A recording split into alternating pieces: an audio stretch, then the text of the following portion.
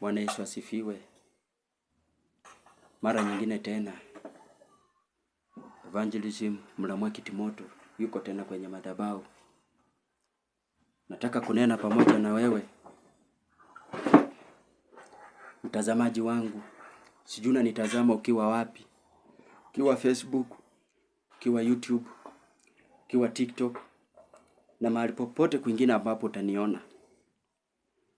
Nataka kunena pamoja na wewe katika ulimwengu wa kiroho. Wakati Mungu anakuita katika ulimwengu wa kiroho.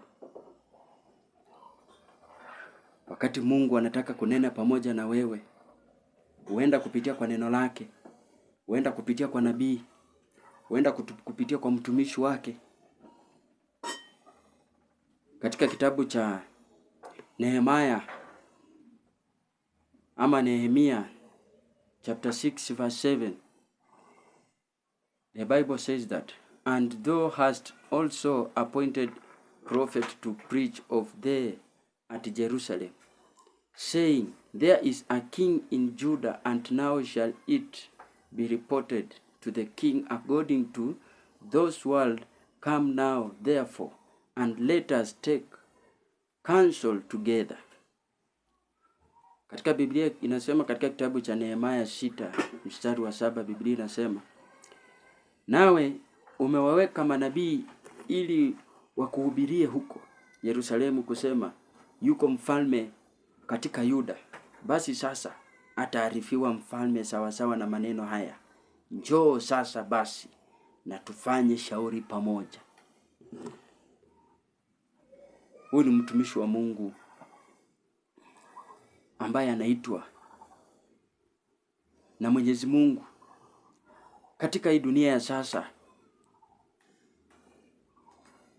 tuna wafalme au wakuu, watu ambao wanatuzunguka. Kwa mfano, tuko na rais wetu wa nchi ya Kenya. Ni sawa pia katika ulimwengu wa kiroho tuko na wale wakuu ambao wanaishi.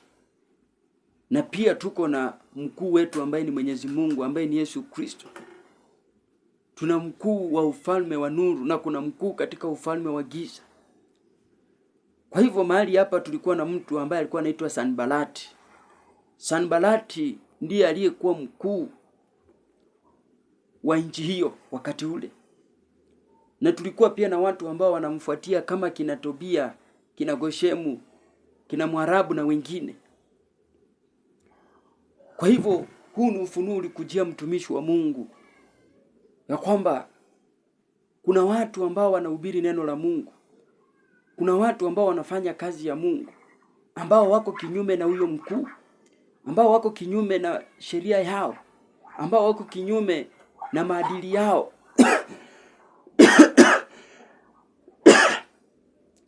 Lakini Mungu alinena pamoja na mtumishi wake akasema nini? Njoo. Nataka tufanye shauri pamoja. Nataka tusemezane kwa pamoja. Nataka tunongonezane pamoja na wewe. Nataka tujue cha kufanya. Nataka tuelewane. Mchana wa leo kuna yale makuu ambayo yamekuzunguka.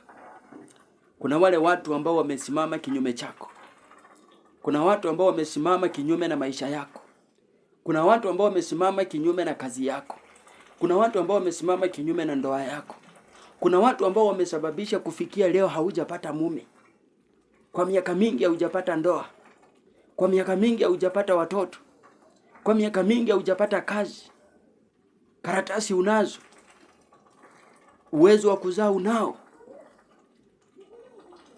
Lakini kwa sababu ya hao wakuu ambao wako kinyume chako, kwa sababu ya hao wakuu ambao wamekuzunguka, kwa sababu ya hao wakuu ambao wamefanya mambo kinyume na Mungu, ndio sababu mambo yako haiendi sawa sawa namna unataka. Lakini mchana wa leo nataka kukutia moyo ndugu yangu, dada yangu.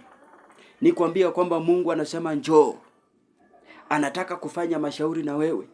Si jambo la kirahisi. Si jambo la kiwepesi. Wakati Mungu anakuita, that is a serious case. That is a serious matter. God was need to kufanya discussion na wewe. Mungu anataka kufanya counsel na wewe. God was need to do a counsel with you.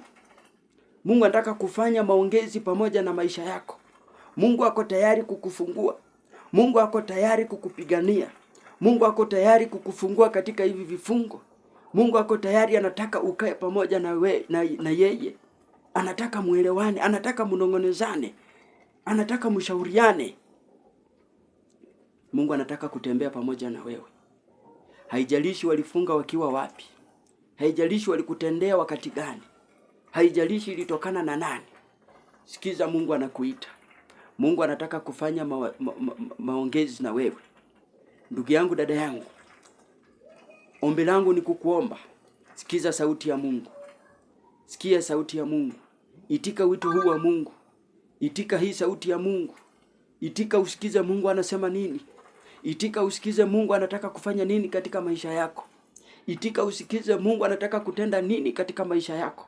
Itika usikize Mungu anataka kukufungulia nini katika maisha yako. Usiangalie ni miaka ngapi umemuomba. Usiangalie ni siku ngapi umeomba. Usiangalie ni muda gani umemtafuta. Wewe sikiza Mungu anataka kusema nini pamoja na wewe mchana wa leo. Sikiza Mungu anataka kukwambia nini mchana wa leo. Wewe unayenitazama, Mungu anakufungua. Itika, kubali sauti ya watumishi wake. Kubali sauti ya manabii wake. Bwana Yesu asifiwe. Barikiwa tunapoendelea kusikiza neno, unapoendelea kusikiza sauti ya Mungu, hadi tutakapopatana tena.